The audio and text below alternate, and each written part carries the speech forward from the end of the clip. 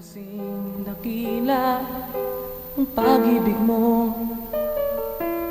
di ko malilimutan ang iyong mga kabutihan. Habang ako'y nabubuhay, ito ay taglay. Labi ko'y sambit ang papuri, puso ko'y umaawit.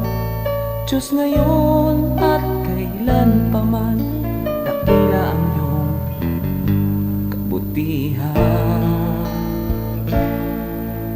Ang buhay ko't kalakasan, sa'yo lamang ilalaan. Bilang isang pag-aalay sa iyong harapan, di man sapat upang maiganti ang lahat kong inaari. Diyos, buong pagkukumbabang aking sinasambit. Sinasamba kita, pinupuri kita. Magandang hapon po sa inyong lahat.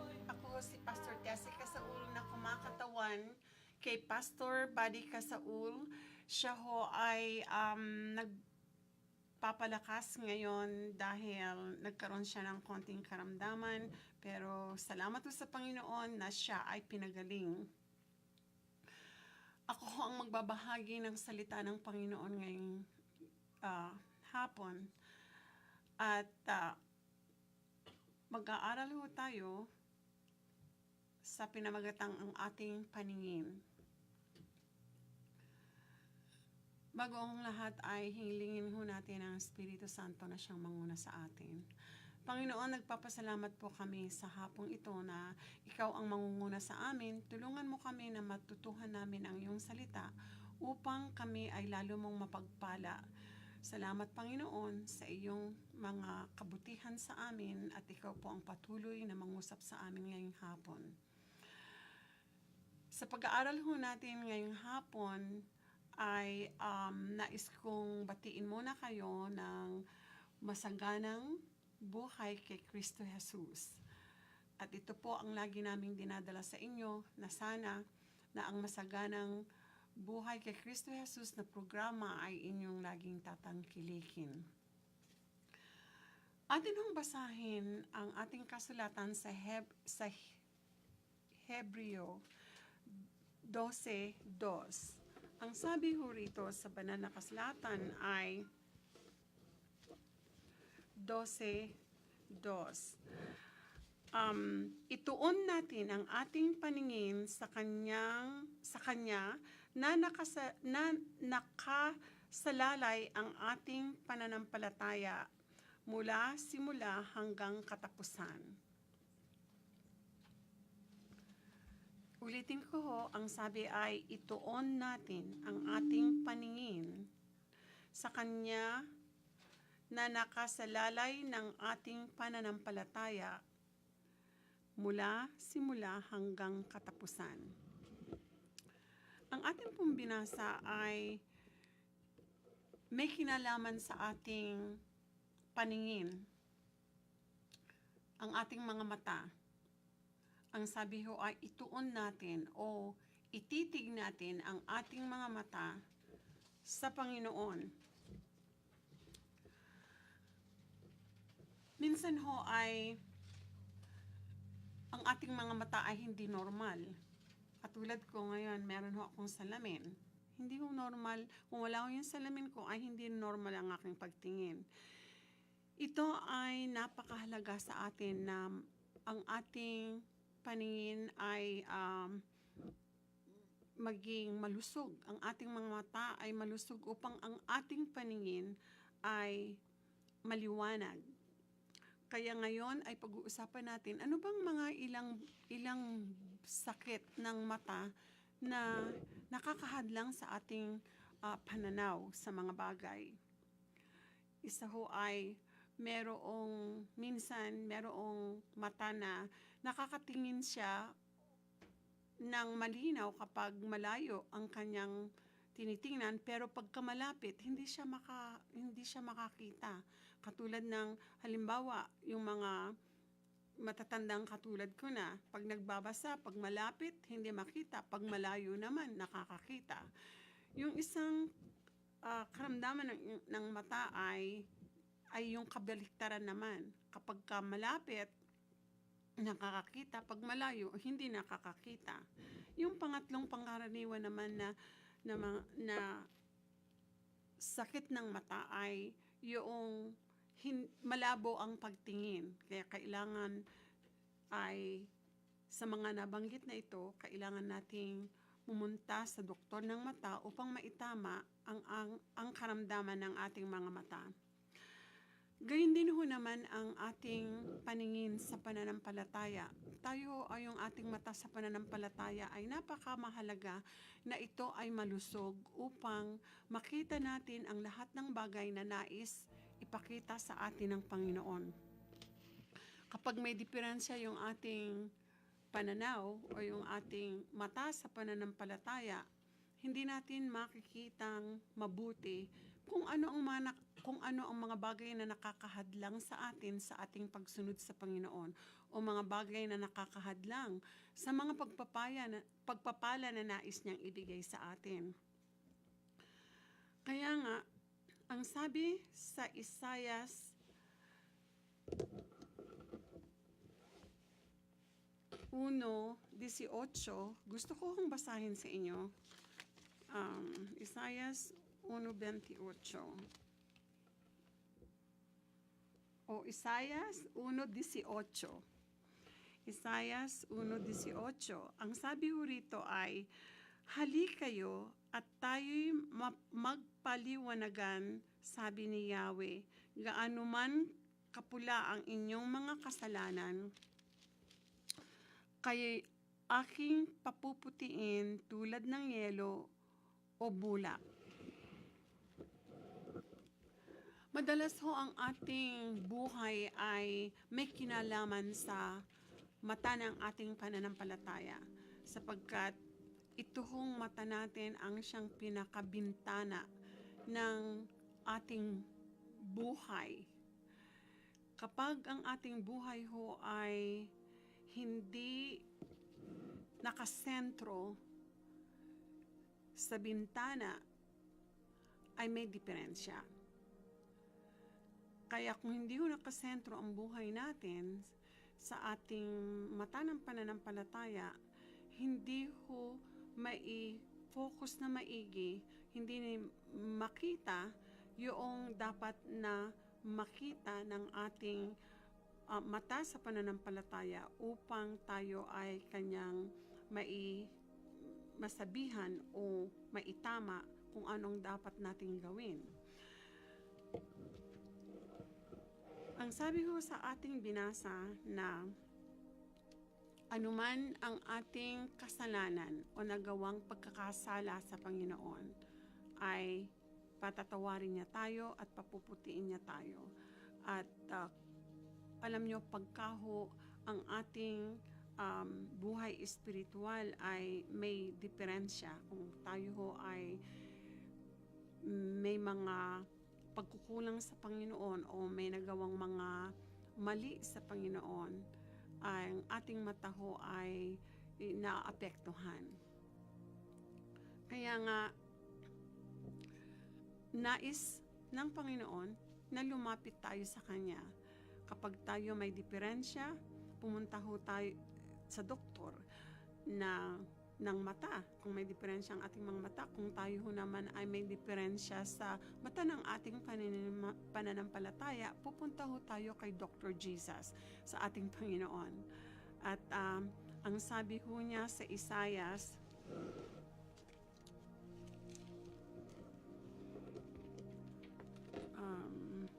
Isaias 53, Kapitulo 4, ang sabi rito ay, tunay ngang inalis niya ang ating mga kahinaan, pinagaling niya ang ating mga karamdaman. Makakalapit ho tayo sa Panginoon at siya ho ang magpapagaling sa atin, siya ang magtatama ng ating mata ng ating pananampalataya kung ito ay may diferensya. Ang sabi po ng ating talata ay ituon natin ang ating paningin kay Jesus. Yun ho yung talatang pinakabuod ng ating pag-aaral ngayong gabi, ngayong hapon. Ang sabi po sa ating talata ay ituon natin ang ating paningin kay Jesus. Sa Kanya nakasalalay ang ating pananampalataya mula sa simula hanggang katapusan. Nais ho ng Diyos na lagi tayong nakatingin sa Kanya. Dahil alam ng Panginoon na tayo ay mahina, hindi tayo perpekto, may mga bagay na dapat alisin sa ating buhay, may mga dapat na gamutin sa ating espiritual na buhay. Kaya nais niya na lagi tayong nakatingin sa Kanya upang anuman ang makita ng Panginoon na dapat ayusin sa buhay natin ay ipapakita niya sa atin sa pamamagitan ng ating mga mata sa pananampalataya.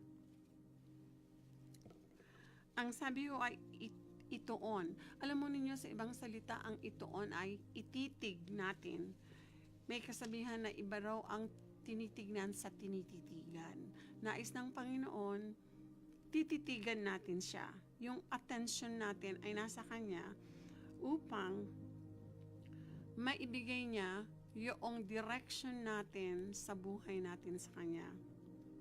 Sa lahat ng panahon, sa lahat ng pagsubok, sa kahirapan, sa ginhawa, sa kalungkutan o sa saya, at sa lahat ng panahon, nais ng Panginoon na nakatingin tayo sa Kanya. At kung yun ho ang gagawin natin, ang ating buhay ay pagpapalain niya. Ngayong hapon ho ay nais ko na ipakiusap sa inyo na sama-sama tayong lumapit sa Panginoon at atin hong idulog sa Kanya kung ano man ang mga mali sa buhay natin, kung ano man ang diferensya sa espiritual na pamumuhay natin, upang maitama ang ating mga mata sa pananampalataya, upang tayo ay maging malinaw ang ating pananaw sa Panginoon, upang makita natin yung mga bagay na nais niyang gawin sa atin at nais niyang ibigay sa atin. Lumapit ho tayo sa Panginoon. Kapag ito po ang gagawin natin, tiyak na mangyayari sa atin ang lahat ng bagay na nais ibigay sa atin ng Panginoon sa ating ikabubuti. Papatnubayan niya tayo at sasamahan niya tayo sa lahat ng panahon. Pagpapalain niya tayo. Palalakasin niya tayo, gagamutin niya ang ating mga karamdaman, at hindi lamang ho yan, gagawin niya tayong pagpapala sa iba. Ngayong hapon ay nais ko ho na sama-sama tayong manalangin, lalapit tayo sa Panginoon, at hingin natin na gamutin niya yung mga bagay na sakit ng ating pananampalataya, sakit ng ating mata sa pananampalataya, upang nang sa ganon ay magkaroon tayo ng malinaw na pananaw sa kalooban ng Panginoon sa buhay natin. Salamat po, Panginoon, sa hapong ito na ikaw ang nangusap sa amin sa pamamagitan ng iyong salita. Sana, Panginoon, ay ikaw ang patuloy na humipo ng aming buhay. Lumalapit kami sa iyo, Panginoon, sa kapatawaran ng aming mga pagkakamali o mga nagawa na hindi namin akalain na magdadala sa iyo ng kalungkutan. Panginoon, sa hapong ito, nais namin na hipuin mo ang aming mga buhay at paggalingin mo po ang aming mga karamdaman. Ikaw po lamang ang makakagawa nito sa aming buhay, kaya sa hapong ito, Panginoon, ikaw po ang tuluyan na humawak ng aming buhay, tuluyan na pala sa amin at gumabay sa amin. Salamat Panginoon sapagkat ngayong hapon ay dininig mo na ang aming mga panalangin na kami ay iyong patatawarin at gagamutin ang aming mga espiritual na buhay at gayon din Panginoon ang aming mga katawan na may mga karamdaman. Ikaw Panginoon ang humipo sa lahat ng mga nananalangin na kasama ko kung sila man po ay merong sakit sa buto, sakit sa cancer o sakit sa puso, anuman pong karamdaman, idinudulog ho namin sa iyo ngayon. Ikaw po ang magpagaling sa pangalan ni Jesus. Amen.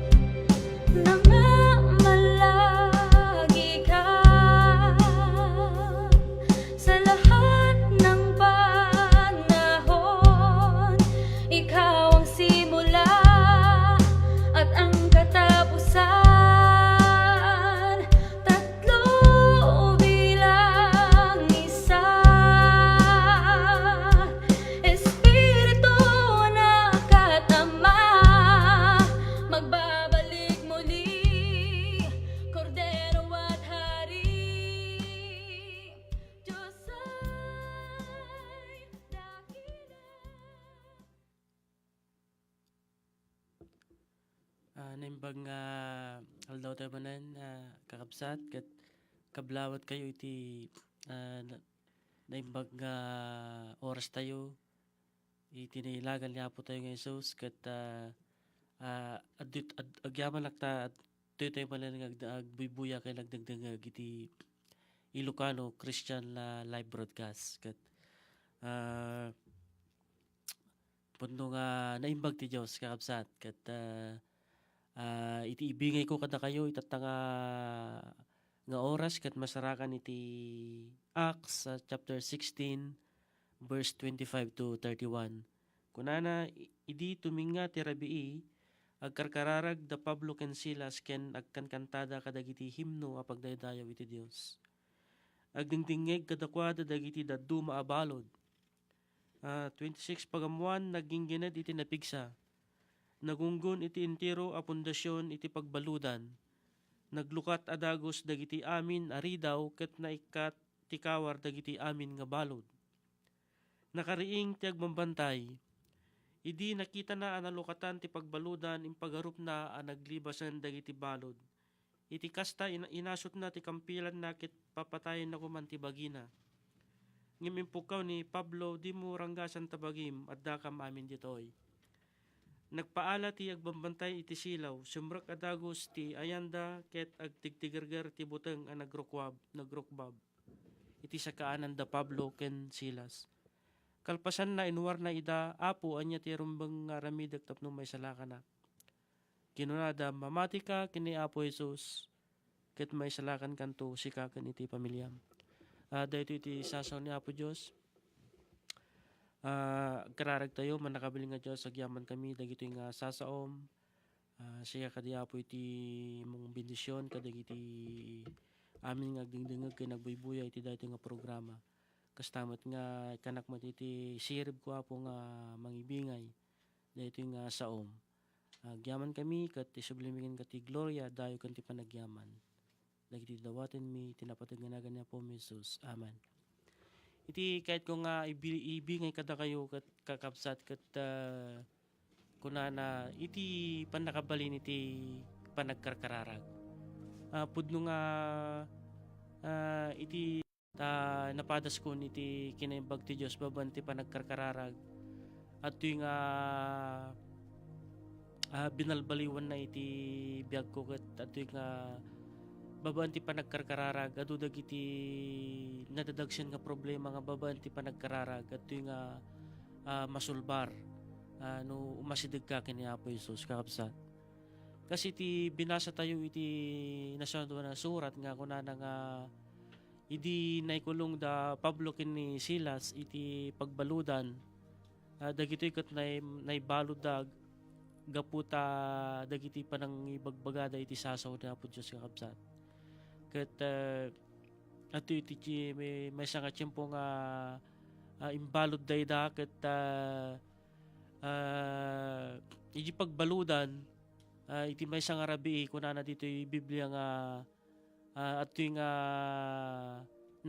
nagkarkararagdagan nagkangkantada iti pagdaydayo iti Dios kakabsat. Ket anya iti napasama kidi agkarkararagda ken nagkangkantada at yung naggangganed iti nagpigsa yeah. Kita nyo ti panakabalin ti kararag at yung naggangganed ti napigsa ken kuna dito sa ti Apo nga dagiti ruangan iti kulungan dagiti pagbaludan ket talaga nga naluktanda gapu iti kinapigsa iti gangganed. Ken iti dagiti amin nga pundasyon iti pagbaludan ket talaga nga nayugyog babaan ti kapigsa iti karay iti gangganed. Isu nga makita tayo dito iti panakabalin iti no karkararga ken Apo Dios. Aday balbaliwan na iti sitwasyon mo absat no kasanuman karigat dayta daldalhem tatta nga problema no mosideg ka ken Apo Jesus at nga balbaliwan na dayta kabsat ket iti panagbiag tayo mabalin nga kunan tayo nga nagrigat ti agkararag no nagrigat ti agkararag no dati nadagsen nga problema tayo nya nagrigat ti masideg ken kuana kasla no maminsan mapilitan tayo agkararag no dagiti nadadagsen nga problema tayo ngem ti may bagak kakabsat ket atoy nga no anyaman ti daldalhep tatta nga problema itoy nga yasideg mo kina Apo Jesus ta isu na laeng iti makatulong kada tayo. Anyan iti nabasa tayo nga sao ti Apo nga ni Pablo ken ni Silas at nga duray mampay dada iti narigat nga sitwasyon ti panagbiagda. Kitaan tayo iti kinamatalikta iti kinapudno da ken Apo Dios nga uray na ikulong da ka handa nga pabasulin ni Apo Dios iti sitwasyon da no di ket kitaan tayo ti attitude da nga naala da pa iti nagkanta ken nagkarkararag. Kada tayo katakakabsat nga no makarikarinod dati dumteng nga problema nga nadagsen ti biag tayo maala tayo penga ti agkararag no ken nagkanta iti agkanta tayo iti pagdaydayo ken kuana narigat nga songbatan na kabsatan niya nga nagiti siguro daduma baka talagang agreklamo da ken Apo Dios ta na api nga makapagkararag ka pa yun, makapagkanta ka pa yun, o dahil iti nadagsin nga problema. Ngam nakita tayo dito kakabsat iti biyag ni Pablo ken ni Silas nga nang tedda iti maysa nga example tapno adtoy nga tuladid tayo.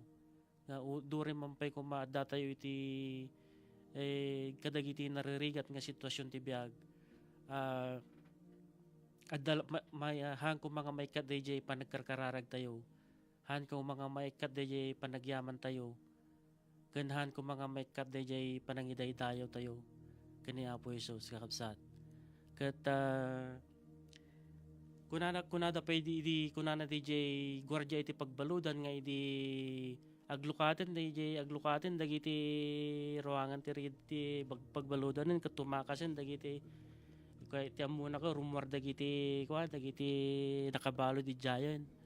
Ket atoy nga uksutin nan ti kampilan na tapno agpakamatay ko ay ala talaga nga kun ako matibiyagnan.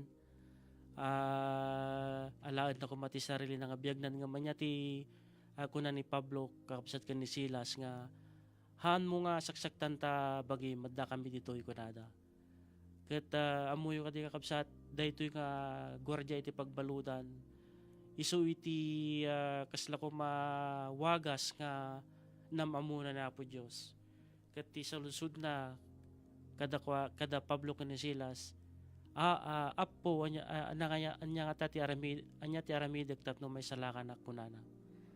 Ket kuna ni Pablo ken ni Silas mamati ka ken ni Apo Jesu-Cristo ket may salakan nga sika ken ti pamilyam. Ket iti dayjay nga tiempo kakabsat adtoy nga ummay ti pannakaisalakan iti daytoy nga gwardiya iti pagbaludan. Adtoy nga iti Acts 16:31 nga kunana nga mamati ka ken ni Apo Jesus ket may salakan kanto sika ken ti pamilyam. Di ba kapsat nung mamisan na dagiti narigat nga sitwasyon ti biyag ngam dagayam iti purpose na ni Apo Dios no apay nga mapaspasamak dagijay. Dagayam iti rason no apay nga mapasamak dagiti nga pambanag ta at dagayam iti napintas nga plano na. Kasla iti daytoy nga gwardiya ti pagbaludan amo ekspektaran na kadi nga babaen ti panaggangganad iti dayjay nga pagbaludan ket isum ti wagas nga makamamuiso na iti Dios. Ket apoy kabsat idi hanak pa nga namati ket adday ti kabsat ko nga pastor tatta nga isu na iti isu ti umwan nga namati iti pamilyami ket idi adtoy nga namati isunan adtoy nga isu na iti nagbalin nga silaw kadagiti kanya ken iti pamilyak. Isu nga gapu iti pannakamamuna ken ni Apo Jesus.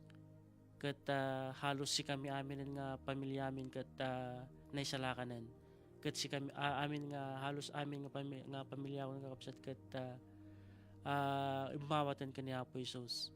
Isu nga no adda iti maysa nga namati iti maysa nga pamilya at iti nga agraraman nin dayjay at iti nga amin nga buong pamilyam ket babaen iti no ipakitam ni no makita da ni Apo Jesus tabiyag mo at iti nga sumurot dan tumeten no agbalik ka laki di nga na siya at nga example kadakwada. Ket isu daytoy iti nakita kiti maysa nga kabsat ko idi nga adtoy nga nakitak nga ni Apo Jesus ket agbibiyag iti panagbiag na. Ket adtoy met nga iti dayjay nga nakitak ni Apo Jesus ti panagbiag na adtoy met nga inawat ko met ni Apo Jesus nga kas Dios ken mangisalakan ti biag ko kakabsat. Ket nagragsak no ito nga adda ni Apo Jesus ti panagbiag tayo. Ket iti Acts 4:11 to 12 kunana pay kakabsat iti ni Jesus ti sarsaritaan na daytoy apasit ti nasanto na surat. Ti bato nga imbelang yu da kayo nga agpatpatakder nagbalin na kangurunaan na bato. iti 12 kunana isulaeng ti pakasarakan tayo ti panakaisalakan. Iti intiro alubong awan sa bali anagan nga inted ti Dios kadagiti tattao a mabalin tayo a pakaisalakanan. Madaydayo ti Dios ket daytoy ket na napudno nga sasaw ni Apo nga awan ti iti intiro alubong awan sa bali anagan nga inted ti Dios kadagiti tattao a mabalin tayo a pakaisalakanan. No dila ang itinagan ni Apo Isos niya kapsat ket awanan iti sabaling nga nagan nga makaisalakan. Tangamin ni Apo Isos laeng iti mangisalakan kada tayo. Ket no daman pay kada kayo nga agbubuya ken nagdengdeng iti hanpay nga imawat ken ni Apo Isos iti biag na ket adda kakabsat iti opportunity tayo nga awaten ni Suna ket at lang nga ni Apo Isos ti ay makaisalakan ket ited na iti adda ti opportunity nga ited na kada tayo ket no kayat nyo nga awaten ni Suna ket sumurt kay lang iti daytoy basit nga panagkararag. Manakabalin nga Dios pakawden na kiti basbasol ko at nga awatin ka nga Dios kan mangisalakan ti biag ko. Ket isurat mo itinagan ko iti libro ti biag. Ket awatin ka nga Dios kan mangisalakan ti biag ko. Dagiti ti dawatek in Jesus name. Amen. No inkararag yo kakabsat ti nga basit nga kararag ket at nga anak na tayo ni Apo Dios, pamilya na tayo ni Apo Dios ket mabalin tayo nga agbasa iti sasaw ni Apo Isus tapno muno nagpay iti panakamamu tayo iti libro ti John wenno agsapul tayo iti pakigimungan tayo iti Domingo dagiti pakigimungan tayo iti Domingo iti Full Gospel Church nga awan ti sabali nga may daydayaw no di lang ni Apo Isus. Ket naimbag nga aldaw tayo amin ket ti Dios ti mangbendisyon ti tunggal may sakada tayo kabsat ti Dios kanya Apo Isus kanya namin iti gloria dayaw kanti panagyaman.